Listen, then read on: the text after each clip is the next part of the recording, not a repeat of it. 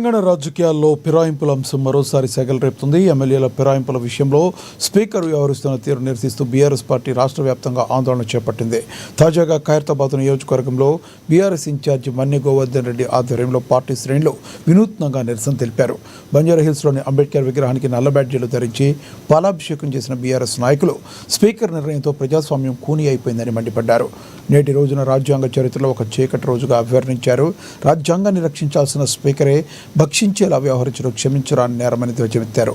ముఖ్యంగా BRS party be ఫారంపై గెలిచి కాంగ్రెస్ తరఫున ఎంపీగా పోటీ చేసిన దానం నాగేందర్కు క్లీన్ చిట్ ఇవ్వడం అంటే వ్యవస్థలను అపహాస్యం చేయడమేనని ఎంజీఆర్ విమర్శించారు.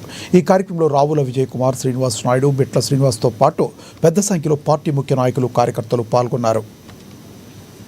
బస్తీవాసులు చాలా రోజుల నుంచి మొరపెట్టుకుంటారు. చాలా సందర్భం నుంచి దాదాపు 4 నెలల నుంచి ఇక్కడ లారీ రావడం జరిగింది, లారీ కుంగిపోవడం జరిగింది. చాలా అది అప్పట్లో వచ్చినప్పుడు మేయర్ గారు, ఎమ్మెల్యే గారు వచ్చి చూసిపోయేసి వితిన్ 10 డేస్లో చేస్తామని చెప్పారు. దాదాపు 4 నెలలైనా కూడా స్పందించట్లేదు ప్రభుత్వం. ఒక మున్సిపల్ శాఖ మంత్రిగా ముఖ్యమంత్రి ఉండి కూడా ఒక ముఖ్యమంత్రి రేవంత్ రెడ్డికి ఎట్లా ఫెయిల్ అయ్యిండు, కనీసం అట్లీస్ట్ మున్సిపల్ శాఖ మంత్రి కూడా ఫెయిల్ అయ్యిండు. మున్సిపల్ శాఖ మంత్రిగా ఉండి హైదరాబాదులో ఎక్కడ చెత్త అక్కడే ఉంటుంది. గతంలో కేటీఆర్ గారు మున్సిపల్ శాఖ మంత్రి ఉన్నప్పుడు ఏదైనా చిన్న సమస్య వచ్చినప్పుడు ట్విట్టర్లో పెట్టినప్పుడు లేదా మాలాంటి నాయకులు ఎవరు చెప్పినప్పుడు వితిన్ నిమిషాల మీద డేలలో కంప్లీట్ చేసేవాళ్ళు. ఇట్లాంటి చెత్త ఏ రోడ్డు మీద ఎక్కడ కనబడదు.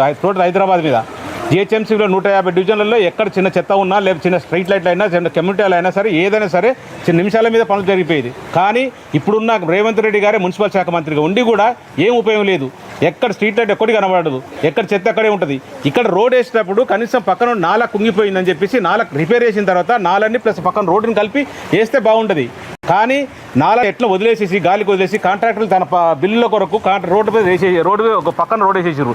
ఈ నల్లల చెత్త మాత్రం ఇక్కడ కుంగిపోయినది మాత్రం ఎక్కడిదక్కడే ఉంది.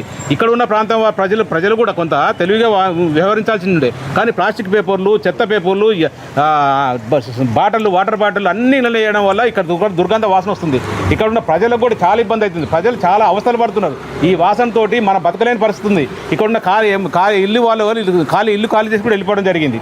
చాలామంది పిల్లలు దాంట్లో పడి ఇబ్బంది పడుతుంది, దెబ్బలు తాకిన సందర్భం ఉంది.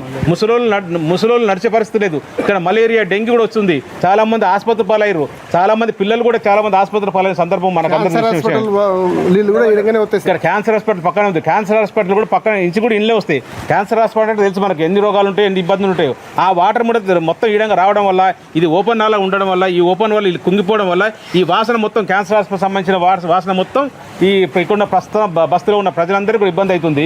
అందరూ అనారోగ్య పాలవుతారు. ఇప్పటికైనా అధికారులు వెంటనే స్పందించాలి. ఇప్పుడే ఎస్సీ గారితో, ఏఈ గారితో మాట్లాడడం జరిగింది. ఎస్సీ గారు ఏం చెప్తారంటే దాదాపు 40 లక్షల రూపాయలు పెద్ద ఎస్టిమేషన్ అవుతుంది కాబట్టి టెంపరరీ ఇలాంటి ఇబ్బందులు ఉన్న కాడ రిపేర్ చేస్తాం, తర్వాత పర్మనెంట్గా చేస్తామని చెప్తారు. కానీ మేము ఒకటే చెప్తున్నాం అంటే టెంపరరీ చేసినా కూడా పర్మనెంట్ కూడా ఇమీడియట్లీ స్టార్ట్ చేయాలి. టెంపరరీ చేసి వదిలేసి చేతి దులుపుకుంటే మాత్రం కుదరదు. ఎందుకంటే ఏ రోజైనా ఇప్పుడు మేము నాల మీద నడుస్తుంటేనే కనీసం ఆ నాల మీద ఉన్న స్లాబ్ కదులుతుంది, షేక్ అవుతుంది.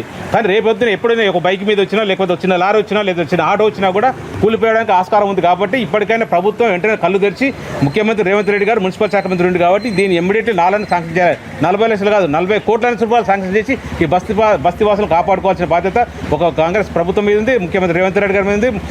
అలాగే మున్సిపల్ శాఖ మంత్రి ఆయన ఉంది కాబట్టి ఆయన బాధ్యత ఉంది. ఇప్పటికైనా సరే మున్సిపల్ శాఖ మంత్రిగా ఫెయిల్ అవుతున్నావు ముఖ్యమంత్రి రేవంత్ రెడ్డి గారు. ఇప్పుడు ప్రజల ఇబ్బందులను దృష్టిలో పెట్టుకో, ప్రజలకు ఎక్కడెక్కడ అవసరాలని దృష్టిలో పెట్టుకో.